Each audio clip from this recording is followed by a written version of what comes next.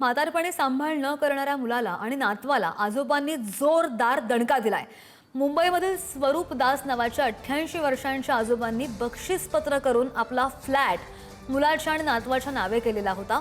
मात्र आजारी पडल्यानंतर मुलगा आणि नातवानं त्यांच्याकडे दुर्लक्ष केलं आणि त्यामुळे बक्षीसपत्र रद्द करण्याचा महत्त्वाचा निकाल मुंबई हायकोर्टाने दिलाय। वृद्ध पालकांचा सांभाळ करणं अपेक्षित आहेच, बक्षीसपत्रात तशी शब्दशः तरतूद असणं आवश्यक नाही, असा निर्वाळा सुद्धा मुंबई हायकोर्टाचे न्यायमूर्ती निजामुद्दीन जमादार यांनी दिलेला आहे।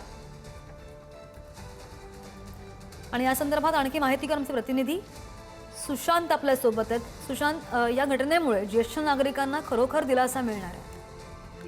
आत्ताच आपण जशी माहिती मिळाली की मुंबई उच्च न्यायालयाने नुकत्याच एका प्राधिकरणाच्या निमित्ताने दिला आणि तो मधील मुंबईमधील एक 88 वर्षीय ज्येष्ठ नागरिक आहे जे स्वरूप दास, त्यांचा मुलगा आणि नातवाच्या नावे घशाच्या कर्करोगाने निदान झाल्यानंतर त्यांचं रुग्णालयात उपचारात दाखल असताना त्यांनी स्वतःच्या कष्टाने उभारलेल्या व्यवसायात भागीदार केले। त्याचनंतर काही दिवसांनी बक्षीसपत्राद्वारे परळमधील एक फ्लॅट उच्चभ्रू वस्तीतील तोही त्यांच्या नावे केला। मात्र काही दिवसांनी ते मुलगा आणि नातवाचे पालनपोषणाकडे त्यांचे दुर्लक्ष करण्यास सुरुवात केली, शिवाय एका खोलीत डांबून ठेवू लागले। त्यामुळे पालक आणि ज्येष्ठ नागरिकांच्या देखभाल व कल्याण कायदा 2007 कायद्याखाली लवादासमोर त्यांनी ती याचिका दाखल केली। या तक्रारीच्या सुनावणीनंतर लवाद आणि मुलगा आणि नातवाचे केलेले बक्षीसपत्र रद्दबदल ठरवून त्यांनी त्यांचा फ्लॅट रिक्त करण्याचे आदेश मुलगांनी नातवाला दिला।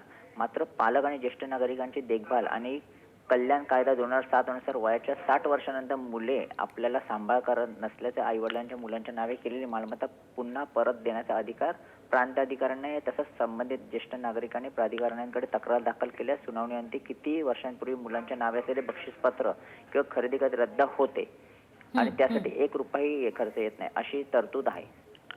अगदी सुशांत, धन्यवाद दिलेल्या माहितीसाठी।